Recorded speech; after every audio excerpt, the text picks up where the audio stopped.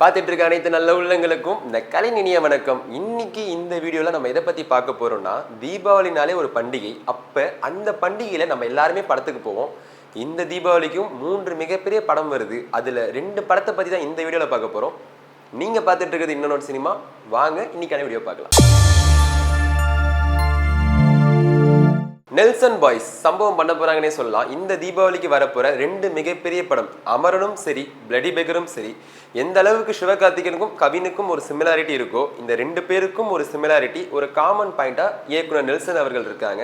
உதாரணத்துக்கு சொல்லணும்னா, சிவகார்த்திகன் அவர்கள் அவங்களுடைய கரியரை விஜய் டிவில ஸ்டார்ட் பண்றாங்க. கவின் அவங்களும் அவங்களுடைய கரியரை விஜய் டிவில ஸ்டார்ட் பண்றாங்க. இவங்க 2 பேருமே நெல்சன் அவங்கள்ட்ட ஏடியா இருந்திருக்காங்க. சிவகார்த்திகேயன் அவர்கள் வேட்டைய மன்னன் நெல்சன் அவங்களுடைய முதல் படத்துல சிவகார்த்திகேயன் நெல்சன் கிட்ட ஏடியா இருக்காங்க.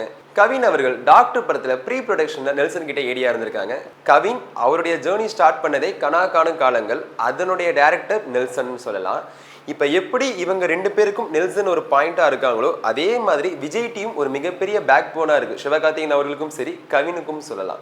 சிவகார்த்திகேயன் எப்படி விஜய் டிவி பக்கம் ஒரு கிரௌட் புல் பண்ணாரோ, அதுக்கப்புறம் கிரௌட் புல்லிங்கா கவின் இருந்தாங்கன்னே சொல்லலாம். கவின் அவர்கள் கனாக்கானம் காலங்கள் ஆரம்பிக்கிறாரு. சரவண மீனாட்சியில ஒரு வில்லனா உள்ள வந்து ஹீரோவா மாறுறாரு. அதுக்கப்புறம் ஒரு படம் நடிக்கிறாரு. நட்புனா என்னன்னு தெரியுமா? அந்த படம் 3 ஆண்டு வெளில வரல. அதுக்கப்புறம் தான் டாக்டர் படத்துல ப்ரீ ப்ரொடக்ஷன்ல நெல்சன்ட்ட ஏடியா போறாங்க. பிக் பாஸ் உள்ள போய் தன்னோட ரசிகர்களை மீண்டும் கொண்டு வந்தார்னே சொல்லலாம். கவினுக்கு டேர்னிங் பாயிண்ட்னா பிக் பாஸ் தான். கவின் அவர்கள் பிக் பாஸ்ல சம்பாதிச்ச 5 லட்சத்தை விட அவர் சம்பாதிச்ச ரசிகர்கள் மேல நம்பிக்கை வச்சுதான் தீபாவளிக்கு தன்னுடைய படத்தை லான்ச் பண்றாரு பிளடி பெக்கர். இந்த படம் அமரன் படம் கூட மோதுது.